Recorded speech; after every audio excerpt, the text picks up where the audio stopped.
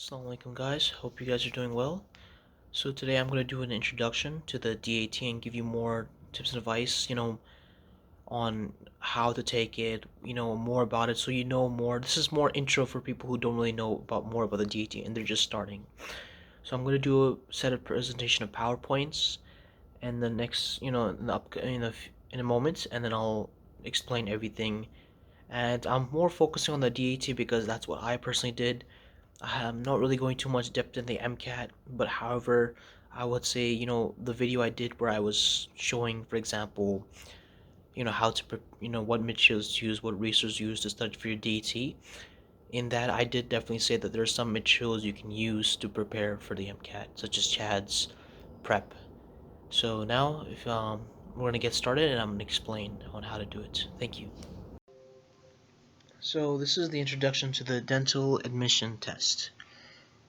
So about the DAT is that essentially the DAT is accepted everywhere in the US as it is meant for the US. It is also accepted in Canada, in certain schools will accept it. There are also different versions of the DAT, such as the Canadian DAT and then the American DAT. The American DAT is just known as the DAT. So the Canadian DAT or CDAT, they can be accepted in certain schools depending if they're Canadian friendly. Most schools within the US are not friendly, and I'm going to list schools that are Canadian friendly to students who have taken the Canadian DAT and are Canadian students. So these are the Canadian friendly US dental schools that accept the Canadian version of the DAT, and there are also a high percentage of these schools are where a high percentage of Canadian dental schools are accepted each cycle within these schools. And the first one that being is University of Detroit Mercy, New York University, Boston University, Nova Southeastern University, Case Western Reserve University, Temple University, Howard University, Marquette University, Midwestern University, Touro College of Dental Medicine, Tufts University, University of Minnesota, University of Southern California, University of Pacific, and Virginia Commonwealth University. Again, these are the schools that are most Canadian students dental friendly, so any Canadian students who are watching this, those are the schools that are best recommended for you to apply. Now, there is this debate whether it's better to go to Canada or US. Now, to answer this question, it just depends on the situation. So, Canadian schools are very competitive. So for example, if you're US students and you have a desire to go to Canada, you should know they're very competitive. In fact, they're so competitive that even Canadian students, when they have a hard time getting into their schools, that's when they start applying to US schools.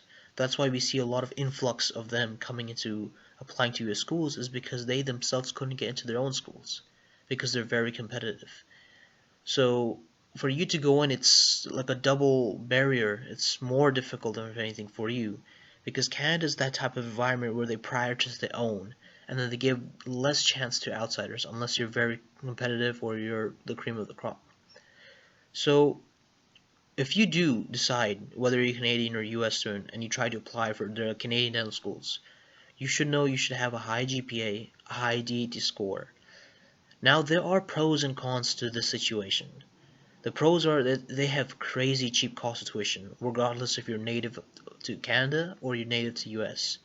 The crazy cheap cost of tuition, you get to be in a new environment, you get to experience new culture, and it's a degree that essentially lets you practice within the Canada, US, Australia, New Zealand, Hong Kong, maybe, I'm not sure about that, and then the UK, and as well as many other countries that I'm not sure about. But this is because Canada has a trade deals with these countries that allows it to do this in this. So now the cons is that in order for you to practice within the US, you have to take the US board exam to be accredited within the US.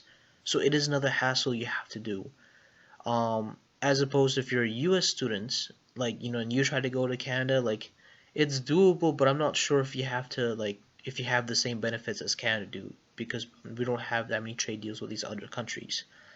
Now, I do know of someone who did this where they, as a US student, they were native to US, and they went to Canada, they went to McGill Dental University, which is located in Montreal, and they saved a lot of money, and they had a chance. They actually got accepted to Penn Dental School. So Penn Dental School, and I think, yeah, UPenn. And instead of going there, they decided to go to McGill University because going to Canada is way difficult. More, if anything, it was more prestigious, and he saved more money. And then what he decided to do is he's now doing his residency or specializing. And what he did is he retook the U.S. board exam so that he could practice within the U.S. And now currently he's doing his specialty or residency um, of some, I think, a surgery of some kind in New York, and that's where he's currently residing. So there are definitely people I know who have done this and have tried it, and that's one of them. And he's definitely happy with his decision. However, if you already have your dental degree and you wish to practice within U.S. students, which U.S. states, without taking the extra step, there are 3 states that allow this and that allow Canadian dental degrees, and that's the state of Washington, Colorado, and Minnesota. And Canadian dentists can practice within the U.S. provided they take the U.S. board exam. And even yeah, U.S. can practice there too, but that's yeah. Yeah. So if you're Canadian dentist, you can practice if you take the U.S. board exam.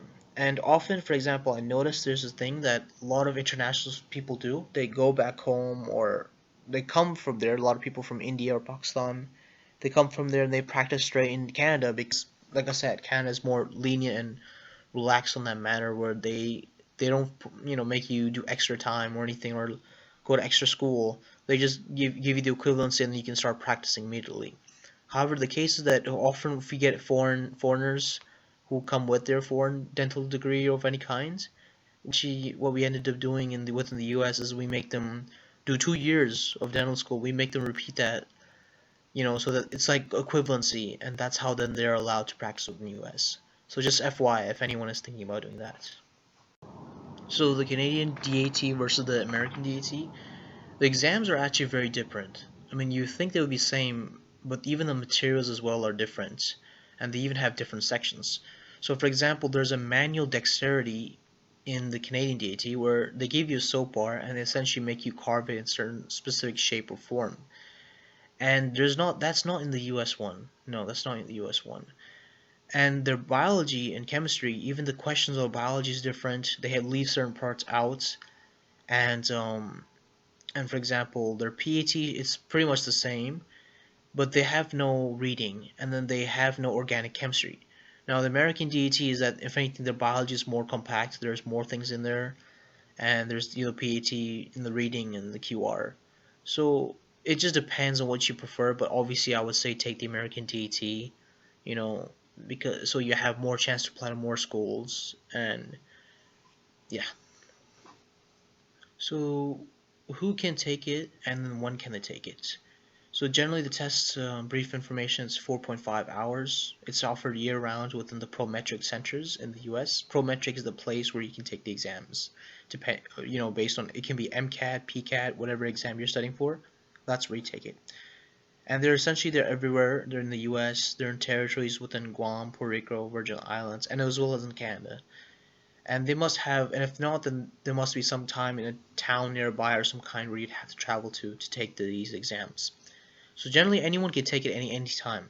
However, it's recommended you take this exam during your second semester of your junior, which is like your third year of college, undergraduate year, or in the summer between your third year and your fourth year.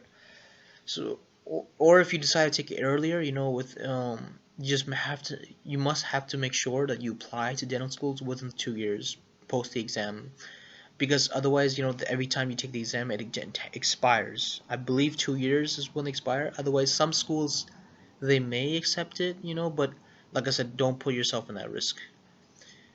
So yeah, as I said, they may make you retake it due to expiration.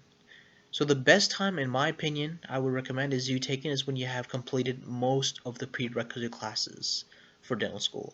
And then you will know most of the material on the exam when you prepare for it. So again, if you're trying to study, look at my other video, and I've given more tips and advice on how to tackle the exam.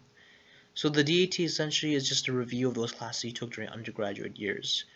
So that's what I would say, take those like I said, take it when you take those classes, or you can even take it earlier, but just know, like, it's gonna be more difficult. But you can take it essentially anytime, even when you're 16 or 17, as long as you have a general idea what's going to be on the test and you take in those courses if you've been homeschooled.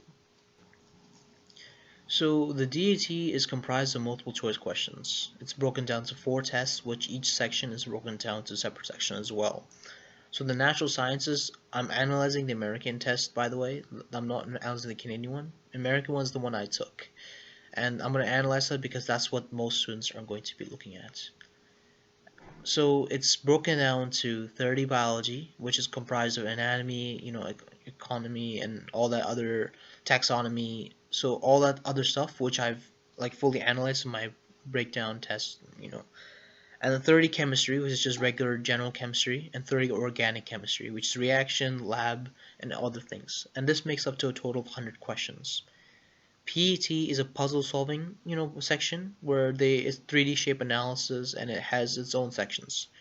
15 keyholes where you take a shape and you try to fit into a keyhole, and they give you multiple types of, they give you options which one best fits in the keyhole. Top front end, 15 top front end. Essentially, you look at a shape and you try to analyze and then guess, make an educated guess based on the images they give you, that what is its front end, what is its side end, or what's its top end. And then 15 angle ranking, where essentially they give you a bunch of angles, and they try to see which angle is bigger than that angle. And then 15 hole punching, where they take a paper, they hole punch it while it's folded, and you try to unfold it, and you try to guess, now that you punch it while it's folded, where do all the holes appear. 15 cube counting is essentially they have a bunch of cubes placed on top of each other. However, there's an illusion as they're placed in different ways. You have to try to guess, like, how many certain cubes there are, and you have to count the cubes that like with certain number of sides being exposed. So if there's a cube on the bottom and it's surrounded by everywhere, so there's only one side that's being exposed. However, there's a cube that has on the bottom and there's no side exposed, then most likely it's just zero. It's 0 sides exposed. And so there's 15 pattern folding, where essentially they're folding in patterns, and you have to try to like understand in what form or what shape, like which pattern like goes with which pattern, or when it folds. So it's a lot of that. Like, it's a lot of analysis, a lot of 3D. You have to look through their perspective, and they have this test so that as a dentist you're looking at teeth, and you're analyzing the X-rays, and you're doing that. So this is just you testing your ability to do that, and this makes up to a total of 90 questions. The reading comprehension is 3 passages, and each passage is typically 16 to 17 questions, making up a total of 15 questions. Now the quantitative reasoning is a total of 40. There's not too much trigonometry from what I remember. A lot of story problems, ratio, and percentages. So how do you apply, and where can you take this? So you can take the test up to 3 times. After that, you need to petition that you are struggling to get into dental school or not getting any injuries at all to be allowed another. You have to wait about 90 days or 3 months to retake a test. And the difference between the MCAT and the DAT is that the DAT is that you find out your score immediately, while MCAT you wait a month. And you have to apply on the website by signing up, and then you get a dent pin. And then through that same website you sign up, that's when you sign up through a date, and then you register it with the Prometric centers they give you. And I'm going to post that same link on the bottom of the video, so that you can apply and directly and go there. And the test is $495. There are fee waivers or discounts for those who financially need, or who have need of assistance. So that's it. That was my video, and please leave me any comments or have any questions or concerns if you have any. And please subscribe if you want more, and share my video with anyone who you feel like would be in need of assistance regarding trying to pursue a career in healthcare. Thank you.